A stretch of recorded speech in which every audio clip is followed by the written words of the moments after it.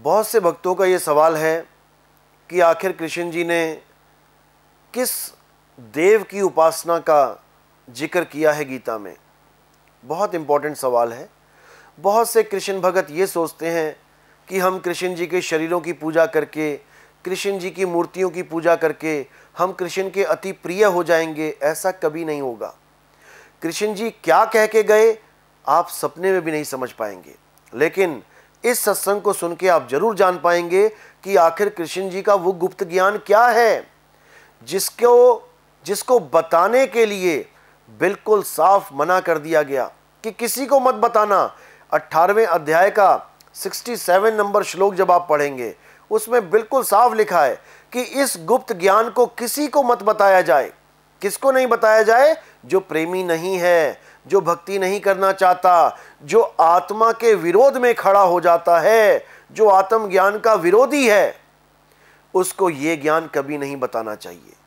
तो आपका सवाल है कि कृष्ण जी ने किस देव की आराधना के बारे में बताया है, तो उस देव का नाम है आत्म देव। कृष्ण जी ने गीता में बोला, नैनम छिंदंती शस्त्राणी नैनम दहती पावका। हे अर्जुन, इस आत्मा को ना तो कोई शस्त्र काट सकता है, ना अग्नि जला सकती है, ना वायु सुखा सकती है और ना जल इसे भिगो सकता है। अगर पूरे संसार में कोई पूजनीय है, कोई साधना के योग्य है, कि कोई आराधना के योग्य है, तो वो केवल और केवल आत्म देव है। यहां तक कि गुरु ग्रंथ साहब में भी इसका जिक्र है। वहां पर भी स्पष्ट लिखा है, आत्म देव पूजिए गुरु के सहज सुभाए। कि अगर किसी ने पूजा करनी ही है, अपने जन्म को सफल करना ही है, तो केवल और केवल आत्म देव की साधना करें। आत्म देव की साधना के अलावा और कोई कुछ भी करता है तो उसका जीवन नाश की तरफ जाएगा, उसका जीवन बर्बाद हो जाएगा। क्योंकि सत्य केवल एक है और सत्य ही सनातन है। जो आत्मा को जान लेते हैं, जो आत्मा की साधना करते हैं, वही सनातनी है।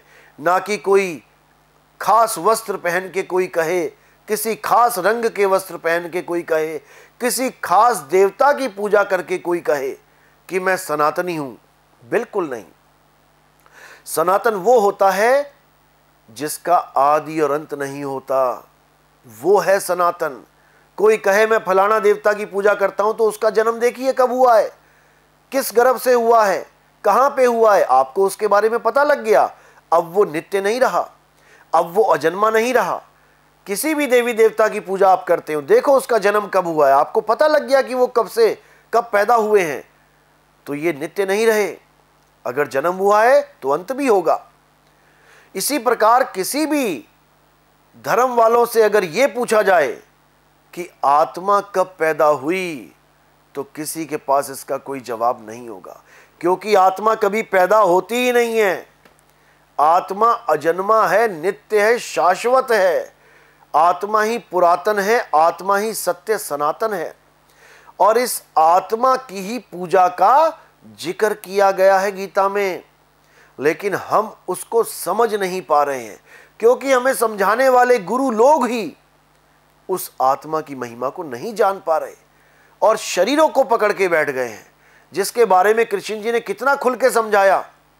हे अर्जुन, तू और मैं ये शरीर नहीं है, तू और मैं ये शरीर नहीं है। शरीर तो इस आत्मा के कपड़े हैं और एक दिन ये कपड़े नष्ट हो जाएंगे। शरीरों के नष्ट होने पर भी आत्मा कभी नष्ट नहीं होता, आत्मा कभी जन्मता मरता नहीं है। और अगर कोई ये सोचता है कि आत्मा किसी दूसरी आत्मा को मारता है या आत्मा के द्वारा कोई मारा जाता है, वो दोनों ही अज्ञानी है। साफ गीता में लिखा हुआ है, लेकिन कोई समझ ही नहीं पा रहा। अगर हम इस सिद्धांत पे चलते हैं तो राम जी ने कभी रावण को मारा ही नहीं, कृष्ण जी ने कभी कंस को मारा ही नहीं, नरसिंह अवतार ने कभी हिरण्याकश्यप को मारा ही नहीं।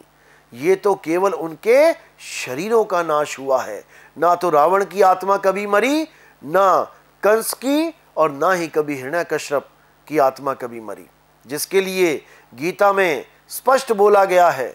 जब अर्जुन ने धनुष बाण छोड़ दिए और बोला कि मैं अपने दादाजी, मैं अपने चाचा जी, मैं अपने भाइयों का कत्ल कैसे करूं, तब वहां पर कृष्ण जी ने उसको बोला कि हे अर्जुन, ऐसा कोई समय नहीं था जब तू, मैं और ये राजा महाराजा नहीं थे, और ऐसा कोई समय नहीं आएगा जब तू, मैं और ये समस्त राजा महाराजा नहीं होंगे। तो जब ऐसा कोई समय आएगा ही नहीं, जब हम और ये राजा महाराजा और जितने राक्षस हैं, जो भी मरा है आज तक, जिसका हम गुणगान गाते हैं कि किसी ने किसी को मारा, अरे कोई मरा ही नहीं और ना ही वो कभी मरेगा, क्योंकि आत्मा नित्य है, अजन्मा है, शाश्वत है।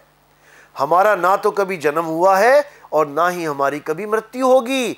जन्म केवल हमारे शरीरों का होता है, मां के गर्भ में। हमारी आत्मा का कभी कोई जन्म नहीं होता।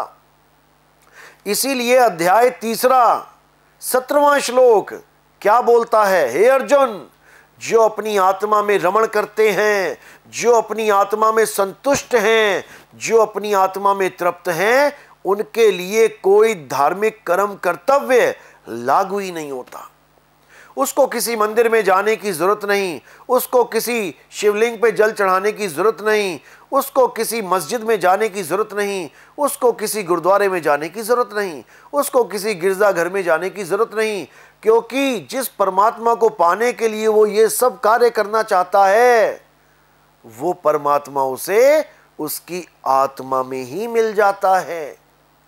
इसी को गीता में स्थित प्रज्ञ बोला गया है, जो सुख और दुख में विचलित नहीं होता, जो अपनी आत्मा में संतुष्ट हो जाता है, जो अपनी आत्मा में स्थित हो जाता है। हे अर्जुन, वही स्थित प्रज्ञ है, और जो स्थित प्रज्ञ हो जाता वही मेरा सबसे प्रिय शिष्य है, प्रिय भगत है। मैं उसको और खुद को दो करके नहीं जानता, वो मेरा ही स्वरूप हो जाता है। बिल्कुल स्पष्ट बताया गया है, लेकिन अज्ञानी गुरु, अज्ञानी जीव इस भेद को नहीं समझ सकते। वो कृष्ण के शरीर को ही कृष्ण जी मान बैठे हैं, यही दुविधा है, जबकि कृष्ण जी का शरीर कृष्ण जी नहीं है। कृष्ण जी एक आत्म तत्व हैं जो कृष्ण जी के शरीर को, यानी अपने शरीर को चला रहे हैं। लेकिन ये गुप्त ज्ञान किसी के समझ में नहीं आ सकता। हम क्योंकि कृष्ण जी को एक आदमी मान बैठे हैं, जबकि आप देखिए विष्णु जी के बाकी अवतार, पहला अवतार मछली का, मत्स्य अवतार, लेकिन हमने कभी ना माना कि मछली विष्णु जी हैं। दूसरा अवतार कछुए का अवतार, हमने कभी ना माना कि विष्णु जी कछुआ हैं। तीसरा अवतार वराह अवतार, हमने कभी ना माना कि वराह ही विष्णु जी हैं। हमने हमेशा विष्णु जी को एक इंसानी रूप में जाना है, माना है, जबकि वो तरह तरह के रूप धर रहे हैं।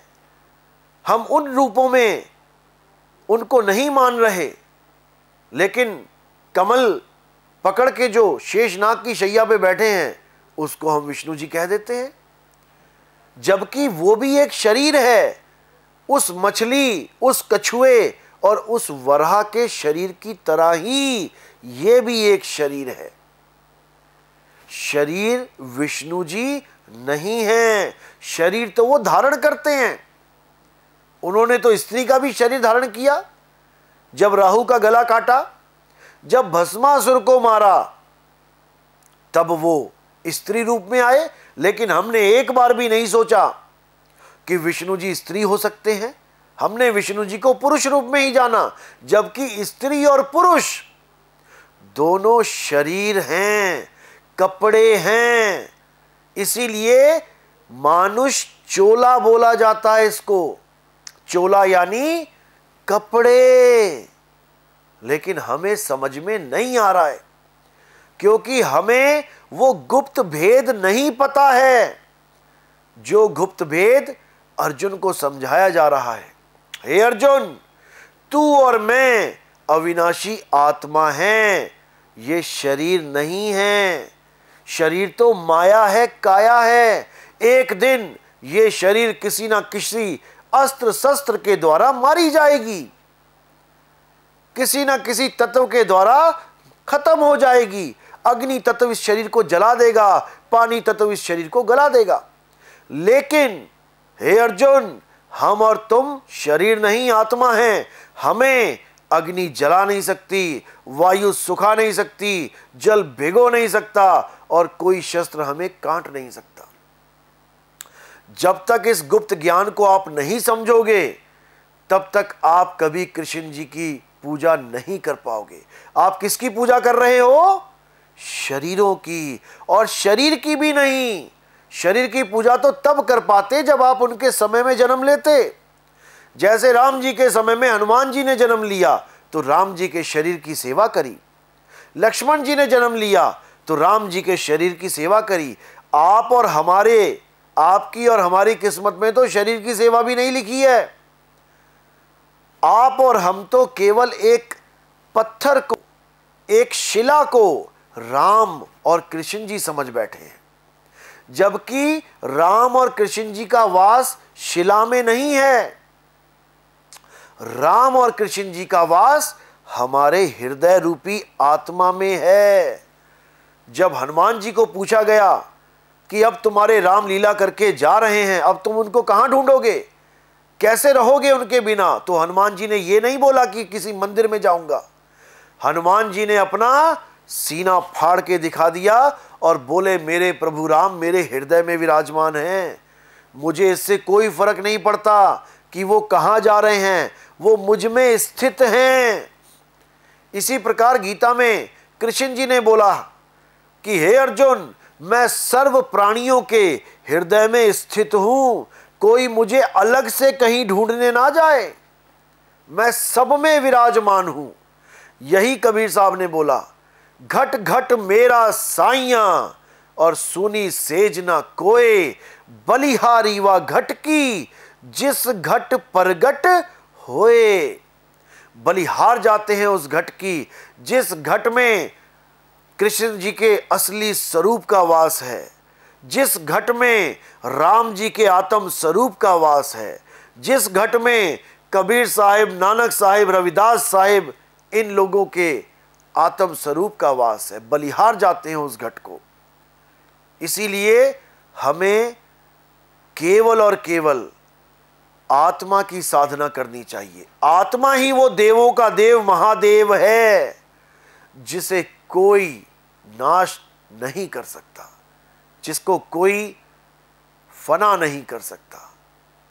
उसी की साधना का जिक्र गीता में किया गया है। और कबीर पंथ में भी कबीर साहिब भी यही बता रहे हैं कि जब लगना चीनोगे आत्म, तब लगना मिली है परमात्म।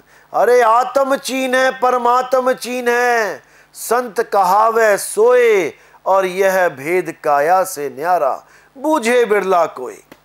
यह भेद काया से न्यारा, शरीरों में नहीं उलझना है। ये शरीर असत्य है। हे अर्जुन, केवल आत्मा ही सत्य है, और आत्मा